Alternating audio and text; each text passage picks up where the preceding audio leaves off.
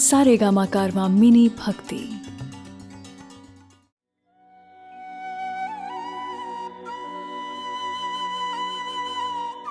पता है, एक बार बृहस्पति जी ब्रह्मा जी से उन्होंने पूछा कि हम नवरात्रि के व्रत क्यों मनाते हैं।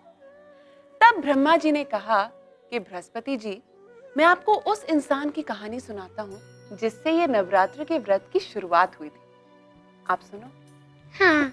एक ब्राह्मण था, उनकी एक बेटी थी सुमति।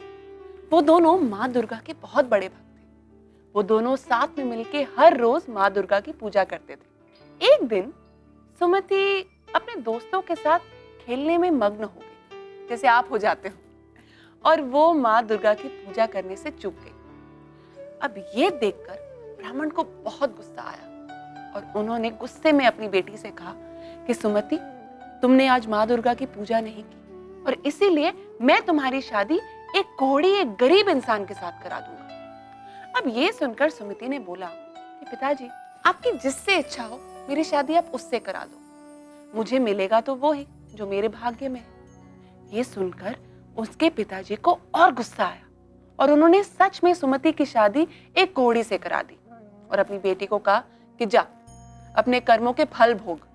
और पता है क्या कहा? ये कहा कि तुम्हारे भाग्य में जो लिखा है उसके भरोसे जी के दिखा। ये सुनकर सुमति बहुत उदास हुई और अपने पति के साथ चली गई। सुमति की ये दशा देख माँ भगवती का दिल पिघल गया। वो देख ना पाई और उन्होंने सुमति को अपने दर्शन दिए और कहा, बेटी कोई भी वरदान मांग ले। सुमति को ये सुनकर थोड़ा अजीब लगा। सुमति ने पूछा कि माँ, मैंने ऐसा क्या किया है जो मुझे आप वरदान देने के लिए तैयार हो? तब माँ भगवती ने कहा कि बेटा, मैं आदि शक्ति हूँ और तुम्हें मैं वरदान इसलिए दे रही हूँ क्योंकि तुमने अपने पिछले जन्म में अच्छे कर्म किए हैं। और फिर उन्होंने सुमति को उसके पिछले जन्म की कहानी सुनाई। सुनोगे? हाँ। सुमति पिछले जन्म में एक चोर की बीवी थी।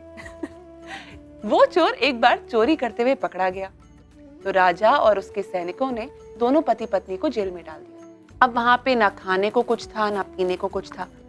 अब हुआ ऐसा कि जब वो दोनों पति पत्नी जेल में थे तब नवरात्र चल रहे थे और अनजाने में दोनों पति पत्नी ने नवरात्र में कुछ ना खाया ना पिया और हो गए नवरात्र के पूरे व्रत कंप्लीट। इसीलिए सुमति को वरदान मिला माँ भगवती से। अब ये सुनकर सुमति ने सोचा कि मैं क्या वरदान मांगू। उन्होंने मांगा कि वो उसके पति को बिल्कुल ठीक कर दे और माँ भगवती ने उसका वरदान उसको दे दिया और उसके पति को ठीक कर दिया। और बस यहाँ से नवरात्र के व्रत की शुरुआत हुई। समझे? हाँ। नवरात्र माता भगवती की पूजा का सबसे अच्छा समय माना जाता है। नवरात्र अश्विन शुक्ल पक्ष की प्रतिपदा से शुरू होते हैं। अश्विन यानी जो अक्टूबर या नवंबर के महीने तक का समय, और शुक्ल पक्ष यानी कि वो 15 दिन जब चांद का आकार बढ़ता है। नवरात्र का त्योहार साल में 2 बार आता है, पहला चैत्र महीने में और दूसरा अश्विन महीने में।